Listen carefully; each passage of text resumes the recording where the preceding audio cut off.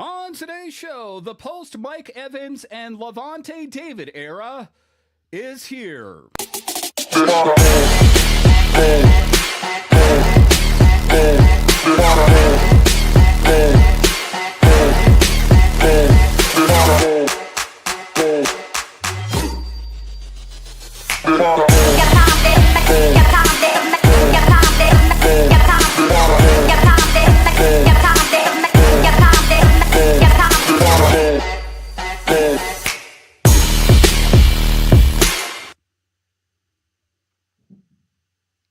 Well, hello and welcome into this edition of the Bucs Report. I'm so glad you decided to join me today. As always, this podcast is free and available on all the major platforms. My name is Dan Holmi. You can find me on Twitter.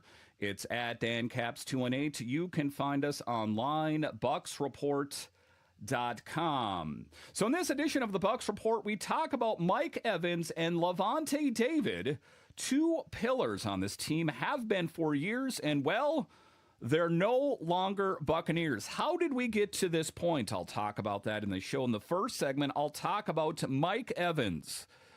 This one hurts a lot. Your biggest offensive performer ever is off to the 49ers. How did we get here? A bit later, Lavonte David and what he has meant to this team for years. So let's just get into it here, talking about Mike Evans. And to be clear here, this was a show that I attempted to record last week, and this is my second go-around today. That StreamYard apparently is not liking this podcast because it got cut off at various points through the recording process. So if you're a podcaster, you know how frustrating that can be. So now I've gone with OBS. Hopefully this one works here. But talking about Mike Evans and a big contributor, both on the football field, of course, and in Tampa. And, you know, a difficult position for Mike Evans because I think that many people perceived he was going to be a Buccaneer forever. And the thing that I think is the most important for him is money a motivator. Yeah. I think that there's a couple things. I think that he wanted to at least try and win another Super Bowl. Is he going to be able to do that with the 49ers? I guess that is a subject for a different conversation. But that's what I know is I think he wants to do that. And also I think that he was not too happy in the direction in which the Buccaneers are and going, right? I think that, the Buccaneers floundered. You know, I know they like to pound their chest that they won the NFC South for multiple seasons and yada, yada, yada. But they didn't this last year. The lowly Carolina Panthers supplanted the Buccaneers, and ultimately, you know, that's difficult. And then you also think about the Glazers. What does this say about the future of Jason Licht? And when I think about Mike Evans, before I really dive into this episode, I think that he didn't see a clear path to victory. I think that ultimately that is the big thing. I don't think that it's too ambiguous. That, this team, the high water mark was the Tom Brady era, that it got the Buccaneers another Super Bowl. And we thought, hey, you know, maybe it wasn't just Tom Brady, right? Maybe, you know, we can do this and that. And to be clear here, it wasn't just Brady. It was the three-ring circus that came to town when Tom Brady was here, bringing in Gronkowski and all these different players that ultimately got the Buccaneers to where they were. But it's been a vacuum. And I understand that the Buccaneers have made it multiple times to the playoffs, winning the NFC South in the post-Brady era. But the air truly was let out of the tire this season. And you take a look at the moves or the lack thereof, and I think that Mike Evans, a guy that's been around for a bit, thought to himself, this team ain't it anymore. Unless this team does something completely out of left field to surprise us, this team is not it. So I think that he wanted to see what his opportunities are. As we know that your time in the NFL can be very limited, and he wanted to make hay while the sun shines.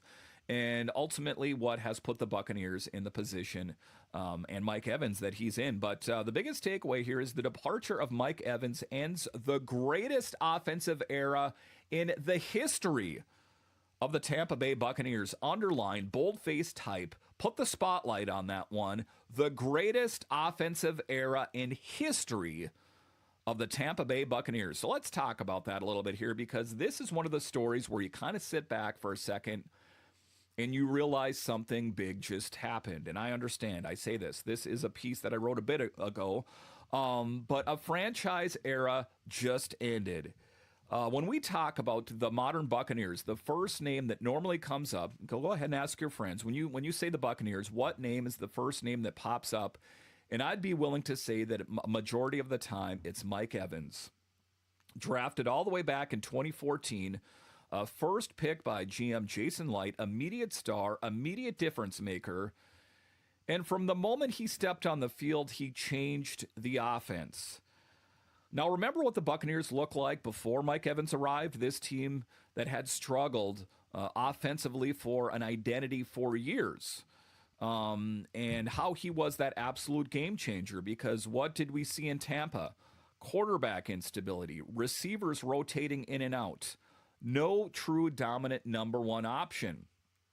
Then Tampa drafts a 6'5" physical monster out of Texas A&M, and everything changes.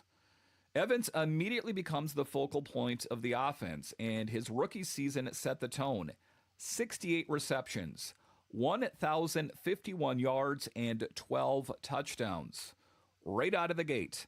Oftentimes there is a bit of a learning curve, but for him, no adjustment period needed. No development curve, just production.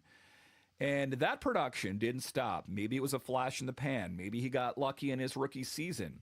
Here's the stat that will probably define his Hall of Fame argument. Mike Evans started his career with 11 straight 1,000-year seasons. Let that sink in. 11, and that ties legendary Jerry Rice for the longest such stretch in NFL history. And think about what that actually requires. Consistency, right? Health. And I know that Mike has struggled with health, hamstring issues, those kind of things in the latter part of his tenure with the Buccaneers. But he's also had to deal with quarterback changes, offensive coordinator changes, defensive attention, and double teams. And I think those things have not been addressed. And I think ultimately why Mike Evans said, yeah, I'm done here. So if you want to say the Buccaneers did not offer him enough money, then I think you're missing the point. And Evans still produced every single year. That's why his career numbers in Tampa are absolutely ridiculous. 866 receptions, 13,052 receiving yards, 108 touchdown catches, 109 total touchdowns, 39 career 100-yard games.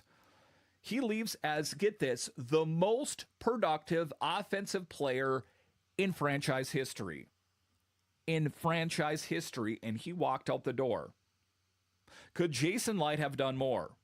Could the Glazers have done more? I'm here to tell you right now, this is a take that's not too outside of the box. If the Buccaneers would have made a coaching change for someone more modern, right, that it wasn't filled with so many flub-ups and flounders, those kind of things, I think that Mike Evans would still be a Buck. I don't think it's about money. He just didn't like the playing field, because he's not just a player, the greatest offensive player the franchise has ever had. And if you want momentum and the moment that really defined what he meant to Tampa, you go straight to the Super Bowl season. That 2020 run changed everything for this franchise. Evans played a huge role in that championship push during the regular season. 70 receptions, 1,006 yards, 13 touchdowns. Then he turns it up again in the playoffs. 11 receptions, 204 yards, 2 touchdowns. And those postseason performances helped lead the Buccaneers to a Lombardi trophy. But here's another stat people don't always talk about. Mike Evans is Tampa Bay's all-time playoff leader in receptions, receiving yards, and touchdown catches. That is what you want from a franchise legend. Productions when the stakes are the highest. Now the final seasons in Tampa weren't quite the same. In 2025, of course, remember, injuries finally caught up with him, and maybe why Jason Light saw him as expendable. Hamstring injury, shoulder issues, missed 9 games. But even when he was on the field, he still produced 30 catches, 368 yards, and 3 touchdowns. And the year before that, he still cleared 1,000 yards again. 74 catches, 1,004 yards, and 11 touchdowns. That is the definition of sustained excellence. Now beyond the field, Evans' legacy in Tampa goes way deeper than that, because this is a player who poured himself into the community. Through the Mike Evans Family Foundation and his wife, they focused on helping kids and families across the Tampa area. You know, you take a look at him, he was not just in it for himself. He was in it to make people better, right? And I think of the little things, like if he was playing on the road and he saw someone with a Tampa jersey, or more specifically, a Mike Evans jersey, and he got a touchdown, he would give him a football. You're not supposed to do that. He did that. He cared about the fans. He cared about the city of Tampa, right? So when the Buccaneers ownership group released their statement thanking him, this wasn't just about football. It was about the person, the man, and that matters, right? Because the greatest player in franchise history leaves an impact beyond the field. And Evans absolutely did that. Now the big picture question becomes this: where does he rank among the greatest Buccaneers ever? Because this franchise recently released a list of top players, and guess who was on it? Mike Evans, ranked 4th overall. That is elite company, and the fact he was the first offensive player on that list says everything. Eventually, his career is going to come full circle. Ring of Honor candidate, Buccaneers legend, possible Hall of Fame player.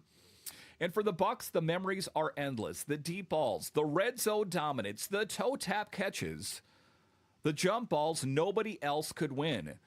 For more than a decade, Mike Evans was the heartbeat of the offense, and now the Buccaneers move forward into a brand new era. So how about we tip our damn hat to Mike Evans for a career done the right way? And the real questions about who replaces Mike Evans, right? Those are the tough questions that nobody wants to answer, right? That you saw Emeka Egbuka, you saw Tez Johnson, right? That you saw these different options. We still have Chris Godwin. But how many of those players hold a flame to what Mike Evans brought? Those are the things to consider. So to wrap up segment 1 here, I don't want to forget the injuries and kind of maybe, you know, what tipped the Buccaneers' hand in moving in the direction that they did. But ultimately, you know, the great offensive performer and the greatest, I'm going to say, you know, the greatest era of Buccaneers football was when Mike Evans was here. And now they have to look for answers coming next. All right, so coming up here after the break, we talk about another pillar of the Buccaneers, Lavonte David. What did he mean for the Buccaneers, and how do they overcome? I'll discuss straight ahead. All right, welcome back into this edition of the Bucs Report. Again, you can find us online, bucsreport.com. The best way to help grow this show is to subscribe to the Bucs Report on YouTube, like the videos, comment anything down below, help blow it up here. But the biggest takeaway here in segment 2 is Lavonte David. 2 pillars, Mike Evans segment 1, Lavonte David segment 2, closes the chapter as one of the most consistent and underrated defensive careers the NFL has seen. So let's talk about the big man himself, Mike Evans, you know, a bit ostentatious at times. And then you got Lavonte David, kind of more of a meek, mild, quiet guy, defined the defense. And honestly, right, he might be the most underrated linebacker of his generation. And I don't say that with any type of hyperbole. 14 seasons, all with the Bucs, that alone is rare.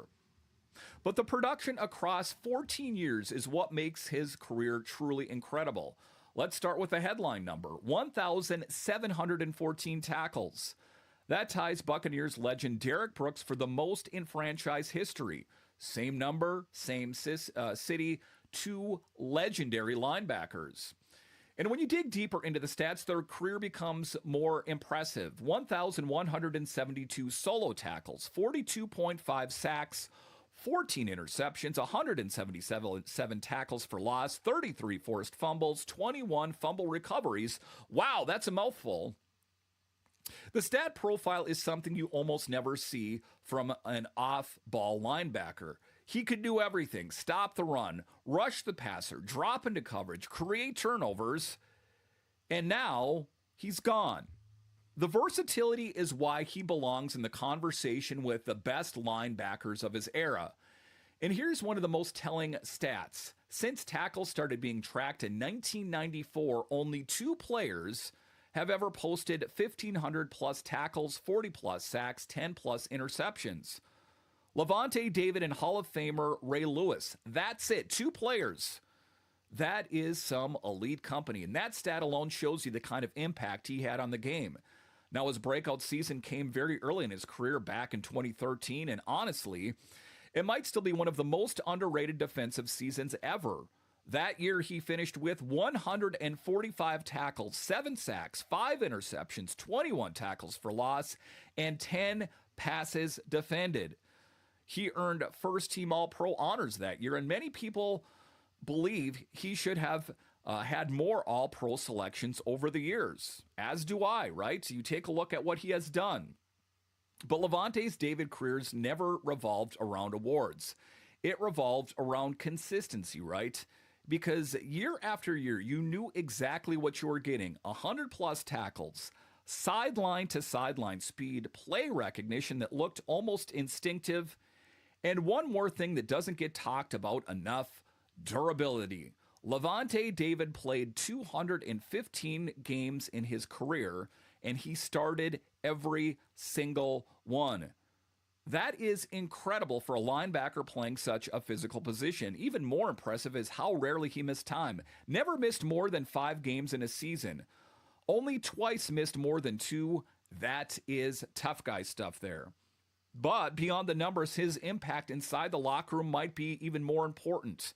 Lavonte David was the definition of a quiet leader. Not the loudest voice, not the outspoken personality, but when he spoke, everyone listened. And that's why his teammates voted him team captain for 12 straight seasons. Think about that. 12 straight years, the locker room looked at him and said, "That is our leader." Now the Bucs defense is going to feel that absence because for more than a decade, he was the centerpiece of the unit. Linebacker rotates. Defenses evolve, but Lavonte David was always there. Always reliable, always productive, and of course, his career includes the ultimate accomplishment, a Super Bowl championship. That 2020 season cemented his legacy because great players become legends when they win the big one, right? And Lavonte David did exactly that. Now the question is obvious. Does he belong in the Hall of Fame? And honestly, the numbers say yes. The impact says yes. The respect from players across the league, yes, yes, yes. When you see reactions pouring in from around the NFL calling him one of the best linebackers of his generation, that alone tells you something. Lavonte David might not have always got national recognition, but everyone in football understood how great he was. And now the Buccaneers say goodbye to one of the greatest defenders ever to wear the uniform. And how do the Buccaneers overcome?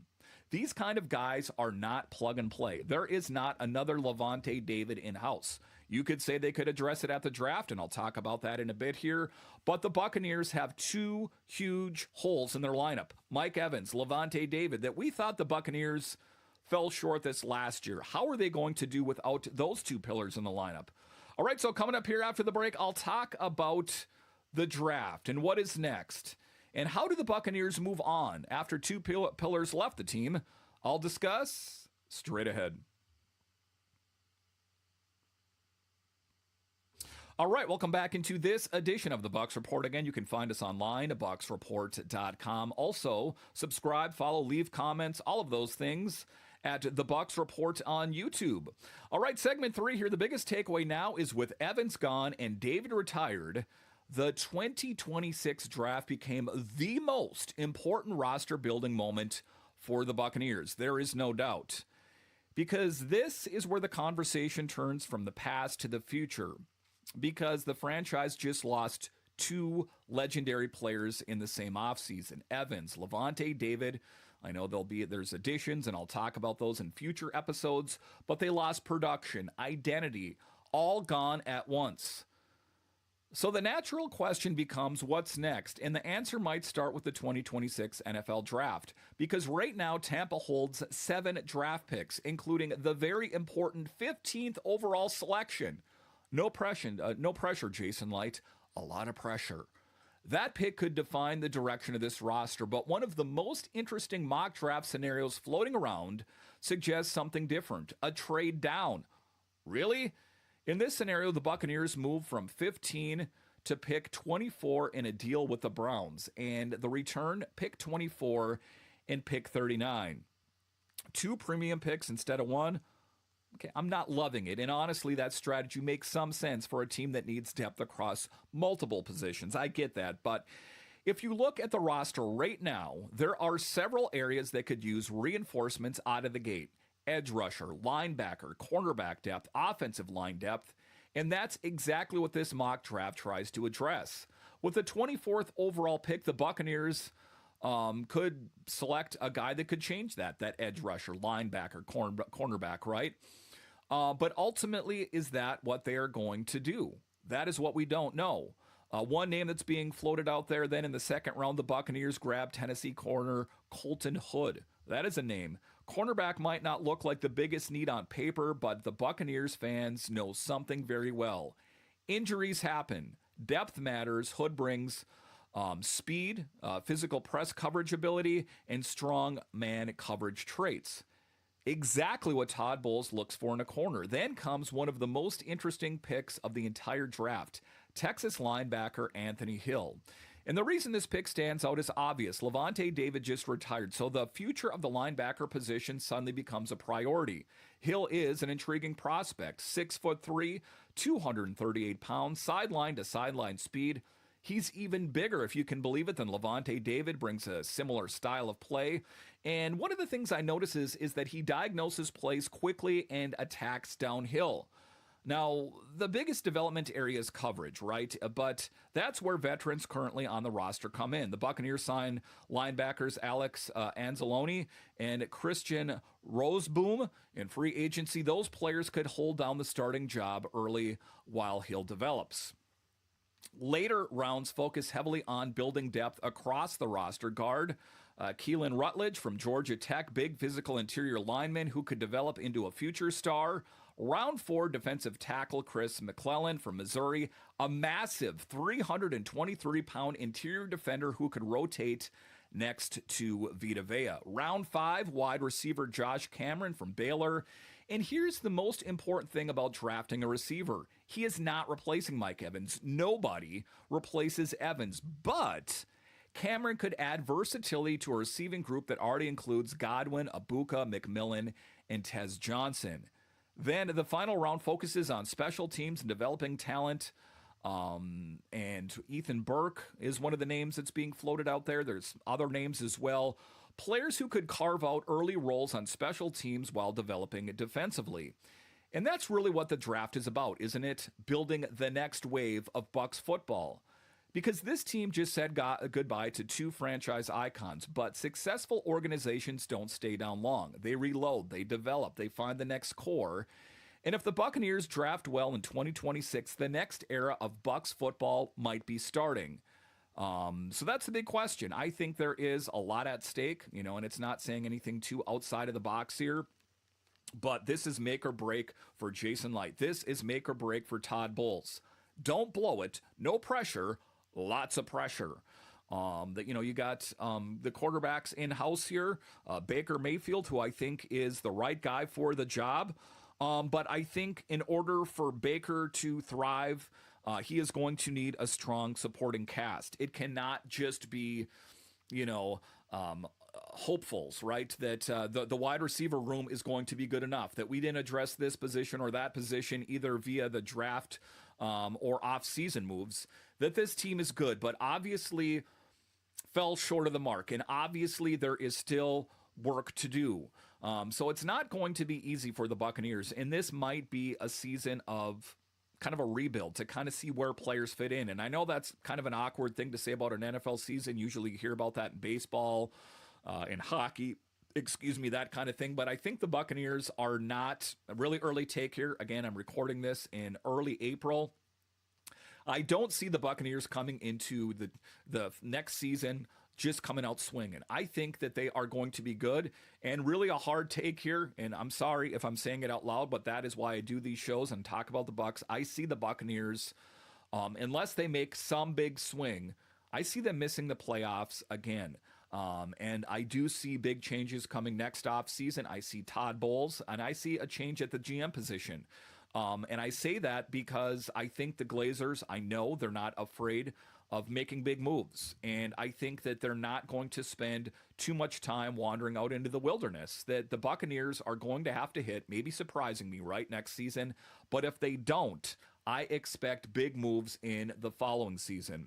Listen, I want to thank you for joining me on this edition of the Bucs Report. Again, find us online at bucsreport.com. YouTube is the best place to find us online.